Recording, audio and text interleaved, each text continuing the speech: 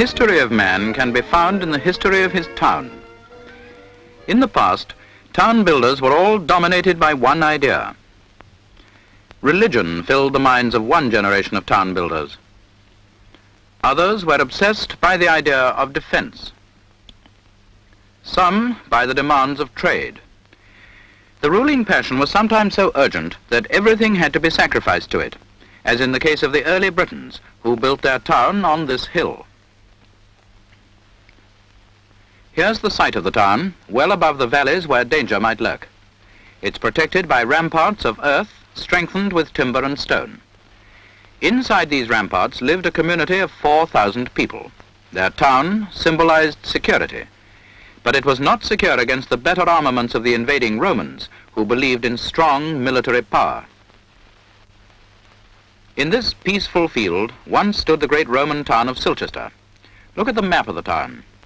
It was planned with straight roads so the troops could man the defenses quickly. Here was the town center. Here, the church. Here, the industrial quarter. Here, the houses with gardens that dwellers in England have always loved. But the Romans withdrew from Britain, and their towns decayed. Then about the 5th century came the Angles and Saxons, who settled among the Britons and became the English. They built their family houses in little communities in valleys. As they became Christian, their towns were grouped round the church or the simple village cross. To the English, the ideal life was a plain, democratic village life. But their organization was weak on the military side. It was superseded by the feudal system brought in by the Normans. Its symbol was the castle, its ideal the military life. And so the Saxon village changed into the small feudal town planned round the castle, which gave protection. The feudal town was surrounded by walls and could only be entered through well-guarded gates. Everyone had to live inside the walls. So as the population grew, the buildings inside the town became terribly overcrowded with unhealthy, narrow streets and dark alleyways. The feudal town was the beginning of urban congestion. Wait a minute. Are you being quite fair? Overcrowding didn't begin with our medieval towns, you know. They had it in Babylon, and they had it in old Rome. Our towns, like this one here, were not congested at first, and many of them were well planned. It wasn't our fault if the needs of defense prevented us from extending our towns. Look at Winchelsea, planned by Edward I, with its pleasant open places and gardens.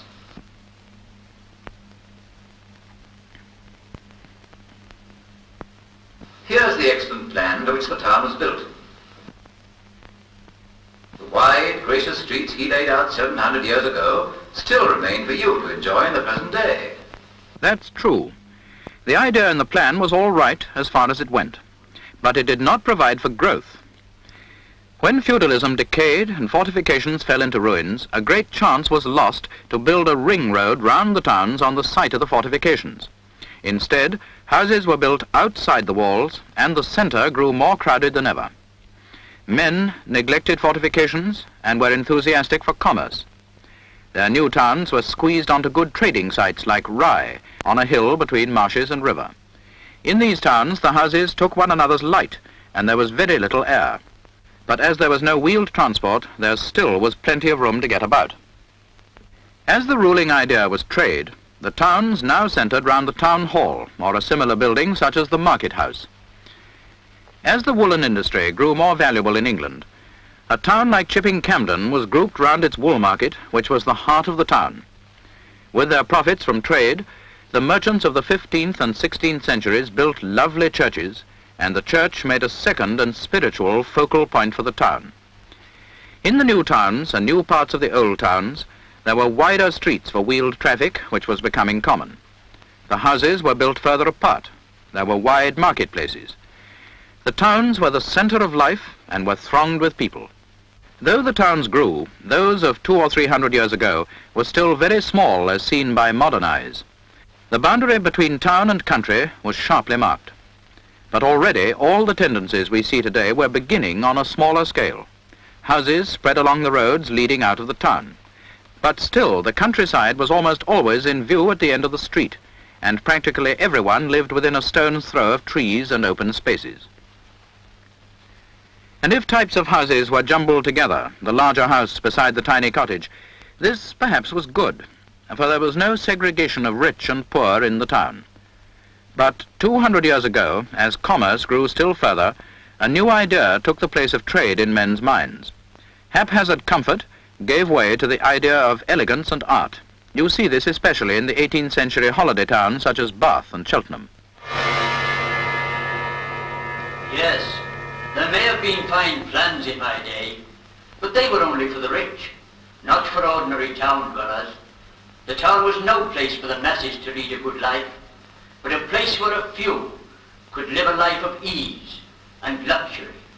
Look where the children, the servants, and the poor relations were stowed away in these houses, in the attics and basement. It's all very well for you to praise our terraces and crescents. You've forgotten the slums that grew up behind them. Yes, that's fine. All the same, this idea of design was nearing perfection in the Regency period. But about 120 years ago, elegance gave place to the greatest passion of modern times, to industry. This was the age of the development of the machine, which gave the whole country a colossal expansion of wealth. But a never-lifting pall of smoke hung above the 18th century industrial towns where furnaces and machines were housed. And what about the men, women, and children who tended these machines? Where did they sleep when they left the factories? Their houses, as you see here, were huddled together without plan or order. What sort of life could people live in places like these? How could they live a healthy, balanced life? Yes, I know. Our Victorian towns were crowded and hideous. But don't forget what we were after. In these towns, we were building up the industrial activity from which you are now reaping the benefits. All classes of you. The better clothes, the more varied food, the 1,001 conveniences and luxuries which you now regard as commonplace. And you can't say more against their towns and times than the Victorians said themselves. What is more, we made a big start with putting things right.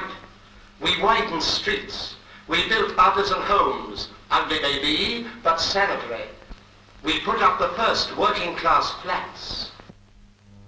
Yes, it's true. We must admit that in these towns they laid the foundations of the country's prosperity.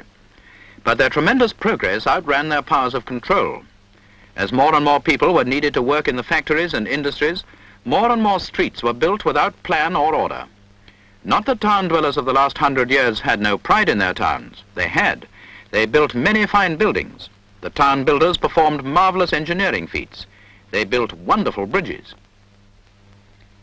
They raised great town halls to encourage a sense of citizenship. To help people get about the towns, they showed great enterprise with bus and tram services. But business, the predominating idea in men's minds, produced tall office buildings in the very heart of the town. Factories stood beside office buildings, and workshops next to houses. Dwellers in these big towns were completely divorced from the countryside. They were enveloped in bricks and mortar. Dominated by the idea of factories and commerce, the old towns as well as the new grew into monstrosities. The ancient marketplace was no longer the center of anything. Flats and houses 50 years ago were built haphazard round no center at all. How could people live a good life in towns where everything was muddled? But never forget that men came together in these towns to work, to earn their livings. But the very evil produced its remedy. So came the first real attempts at modern town planning. Port Sunlight, where outside the worker's door was open space, greenery, safe playgrounds for children, recreation for adults. Bourneville, emphasizing the need of trees and flowers to give beauty, of good schools, the charm of gardens to family homes. Ebenezer Howard, the pioneer of garden cities, built Letchworth with tree-lined roads and a town centre, the first complete new town where people could live as well as work in pleasant surroundings, the first town laid in a green belt planned for a limited growth.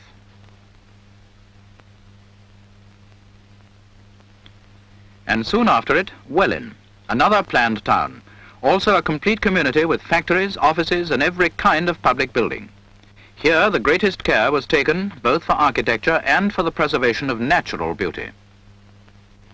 But this development was interrupted by the war of 1914-1918. When the soldiers returned, they brought back a dream of home. This led to an onslaught on the slums as a prelude to new building. But once more, men concentrated chiefly on only one good and important thing, on housing, and forgot many others. Housing on new estates was often not related to factory building or to the creation of good communities. Vast numbers of houses were built in the suburbs of existing towns, and so new problems were created. Long distances from shops and from town centres, long distances of houses from work. As a result, workers had to make long and tiring journeys to and from the centre.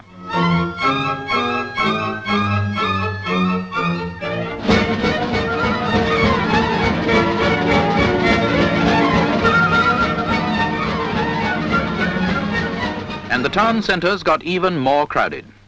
Trying to escape from the towns, men built further still from the centre. So there was ribbon development, long lines of houses along the new main roads leading out of the towns. And the town builders forgot security. They didn't think about another war and bombing from the air.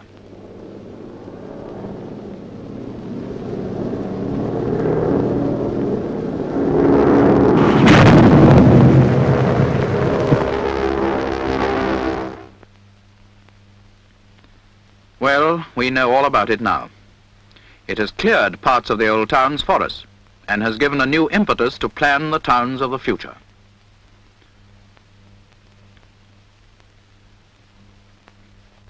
But it's not enough to clear the ruins and to house people. As we plan, we should remember that town dwellers must have work, but they need space and amenities as well. We see now that if we're to build good towns, we need to have not one ruling idea, but balanced ideas. In planning the town, we must take account of the nature of the site. Good communications are essential, railways and roads. Industries should be grouped close together. But people want to live near their work, so the placing of residential areas must be wisely planned. Shopping centres should be well placed in order to save labour. There must be churches, schools, inns and public buildings. We must remember that people need to be near open country. Space must be provided for airfields. Already we've made a start in Britain. Planned towns have been built where roads have been made pleasant by tree-lined borders, where houses stand close to the open country with plenty of light and air, houses which are a pleasure to parents and children alike. Shelters have been made where groups of neighbours can meet and talk, where the outlook is bright and cheerful.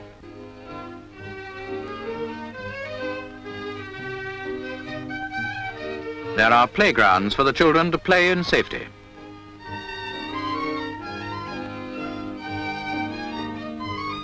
Blocks of flats, not barracks, have been erected in pleasant surroundings in the middle of parks and gardens. The designers of these towns did not forget that shops are necessary and are much more convenient when placed close to the houses. Factories are situated not too far from the workers' homes, thus avoiding the waste of time spent in travelling, and the factories are modern and designed to fit in with the general scheme. Theatres, cinemas, and cheerful inns, with restaurants where friends can meet to pass the time of day, while there are swimming pools for the more energetic.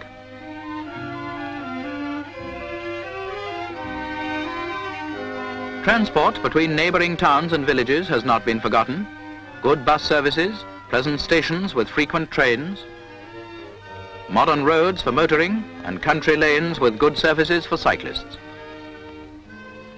Churches, modern schools with plenty of light, space and air, first-class hospitals, and civic centres away from the crowded heart of the town so that citizens can take a real interest in their own affairs. This has already begun in Britain. To make it general will take time, but it is well worth working and waiting for. But we mustn't concentrate on one single thing in town building and forget the rest as they did in the past. We must remember all these things: industry, homes and the community, beauty, efficiency, good living and safety. Plan for these and make these islands once again the happiest community in the world.